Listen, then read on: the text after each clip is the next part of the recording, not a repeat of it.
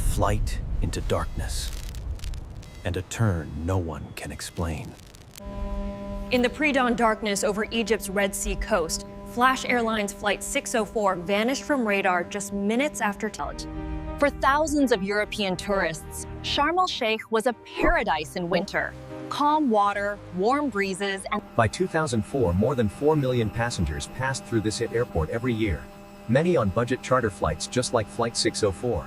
Captain Kadar Abdullah was a disciplined former Air Force officer, known for his precision, his punctuality, and his habit of preparing every detail himself. At just 25 years old, First Officer el-Sheikh was still early in his flying career, learning under a captain he deeply respected. At just 25 years old, First Officer el-Sheikh was still early in his flying career, learning under a captain he deeply respected. Morning. Passports and boarding passes, please. Here you go. Thank you. Enjoy your flight to Cairo. Are you sure we can make this connection? Yes, Mr. Mercier, the new flight is confirmed. Here are the tickets. What a relief. Here are your new confirmed tickets, Mr. Mercier. Everything is set now. Oh, thank you so much. I really appreciate your help with this sudden change. It's so early. I'm freezing. Almost there. We can sleep on the plane. Outside, the 737 waited in near total darkness. At 5 a.m., even the Red Sea offered no horizon. This reading is still fluctuating. It's minor, just a sensor glitch. The engineer dismissed the minor electrical issue, not realizing its significance.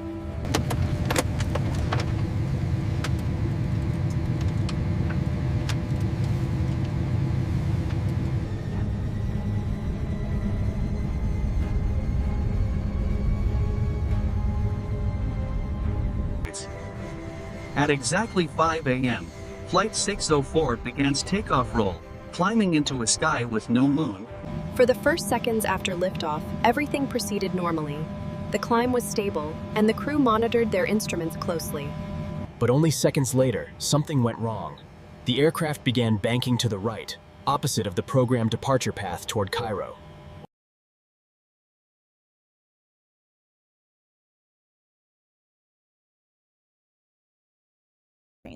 The captain tried to correct the turn manually, but the aircraft continued rolling.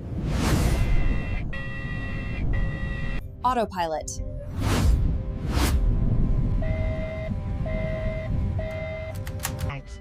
Within seconds, the right bank deepened to dangerous levels. The 737 was rolling almost onto it. But nothing happened. The autopilot refused to engage.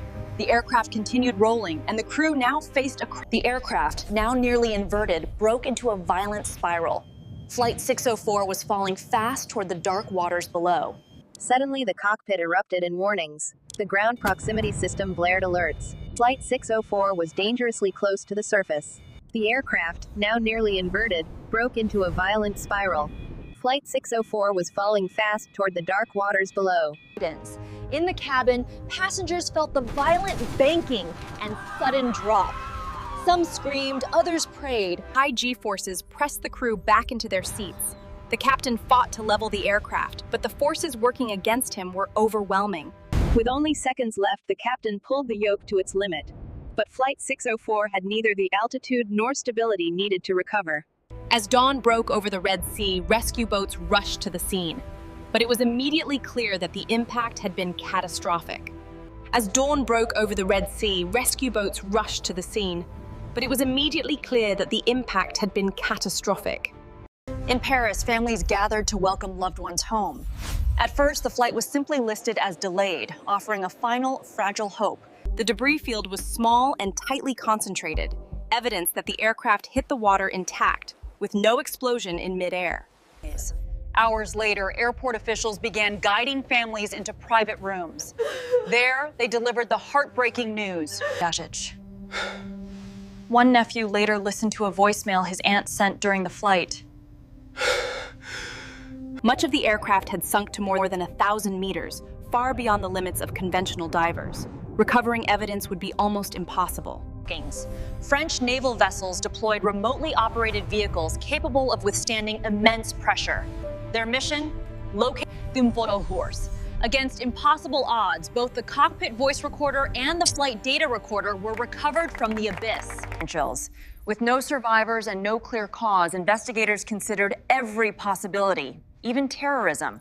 But early analysis, 14 days after the crash, a faint acoustic signal broke through the static, the ping of Flight 604's black. Inside a Cairo forensic lab, experts began the delicate process of opening the flight recorders, each component holding answers to the tragedy.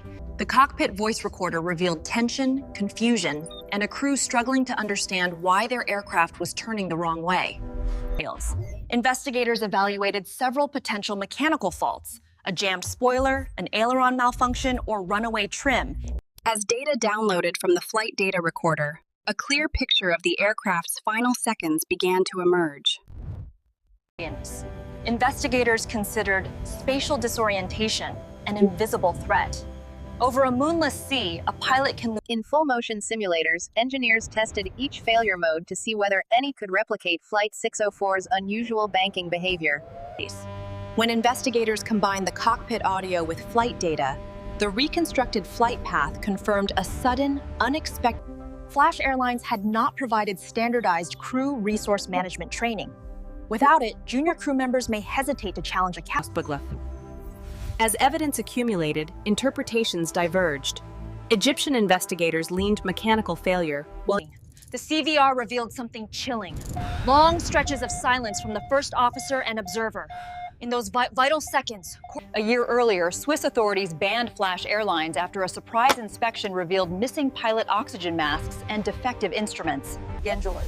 Flash Airlines was a small charter operator running just 2 aircraft.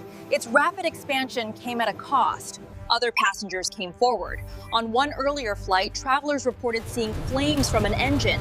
An emergency landing followed. 2 days after the crash, a militant group claimed responsibility.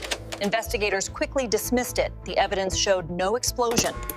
The compact debris field indicated the aircraft remained intact until impact, effectively ruling out any mid-air breakup. Key maintenance logs for Flight 604's aircraft were never duplicated and disappeared with the plane. Investigators, despite the criticism, we insist the aircraft was properly maintained and airworthy. Our safety record is impeccable. Investigators concluded that without formal crew resource management training, the first officer may not have felt empowered to challenge the captain as the crisis unfolded. Tension grew between investigation teams. Egypt focused on potential mechanical faults, while U.S. experts emphasized disorientation and training failures. The attitude indicator showed an unmistakable drift into a steep right bank. But the data left a haunting question. Was the captain truly seeing it? Over a moonless, featureless sea, pilots lose access to visual cues. Simulator tests revealed that once the aircraft exceeded a certain bank angle and speed, recovery was nearly impossible, especially if not recognized immediately. Over a moonless, featureless sea, pilots lose access to visual cues. The brain can easily create offense. Engineers reviewed possible mechanical faults, jammed spoilers, failed aileron controls, or autopilot anomalies. The first officer's limited dialogue raised concerns. Investigators believed lack of CRM training made him reluctant to challenge the captain during critical seconds. 3 critical changes happened simultaneously: bank increase, nose-up pitch, and airspeed drop. The cockpit crew failed to verbalize any of them. The autopilot engaged for only a few seconds, then shut off. Whether it malfunctioned or was disconnected by accident remains unresolved. Gradually, a theory emerged. A combination of spatial disorientation and inadequate crew interaction may have left the captain 3 critical changes happened simultaneously: bank increase, nose-up pitch, and airspeed drop. The cockpit crew failed to verbalize any of them. Across Europe, the crash dominated headlines. Families demanded answers, and international pressure on investigators mounted quickly. Countries across Europe banned Flash Airlines. Its entire fleet was grounded, signaling the beginning of the end.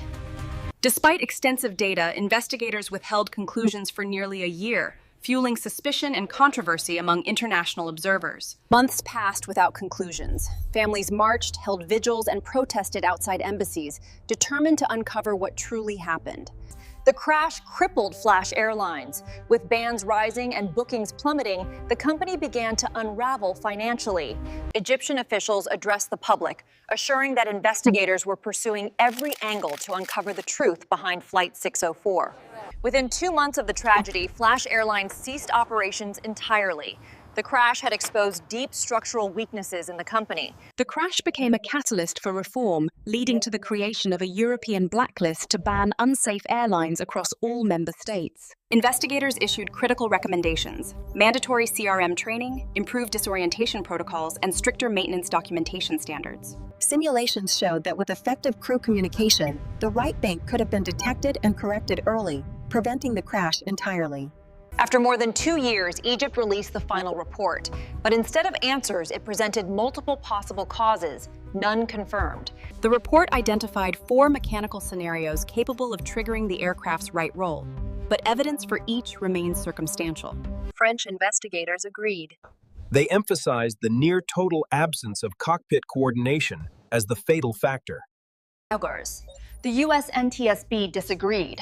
They believed the aircraft was mechanically flyable and that crew disorientation and 2 narratives emerged, one mechanical, one human.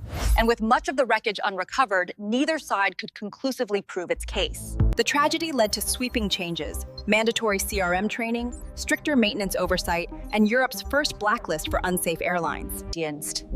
Across France and Egypt, memorials stand as quiet reminders of the 148 lives lost. For families, the lack of closure was unbearable. They wanted answers, not theories, not possibilities. Answers. In aviation, small errors can become fatal in seconds. Flight 604 reminds us that safety is not science. Aviation evolved because of accidents like Flight 604. Today's pilots train extensively for spatial disorientation. Flight 604 helped bring about a major reform, a unified European blacklist preventing unsafe airlines from operating across all EU nations. For survivors, the grief remains. Many still struggle with the unanswered questions that surround the tragedy. Today, cockpit crews work as teams, not hierarchies. Assertive communication is now taught as a survival tool. Flight 604 teaches us that aviation safety is built on constant vigilance. Every lesson learned. Today, the waters of the Red Sea are calm, but beneath their surface lies a story that reshaped aviation safety around the world. No one will ever know exactly what the captain saw or didn't see in those final seconds. The cockpit remains forever silent. Flight 604 teaches us that aviation safety is built on constant vigilance. Every lesson learned. Today, cockpit crews work as teams, not hierarchies. Assertive communication is now taught as a survival tool. May their memory inspire a continued commitment to safety, responsibility, and truth. This is the story of Flight 604, its tragedy, its questions, and the legacy it leaves behind.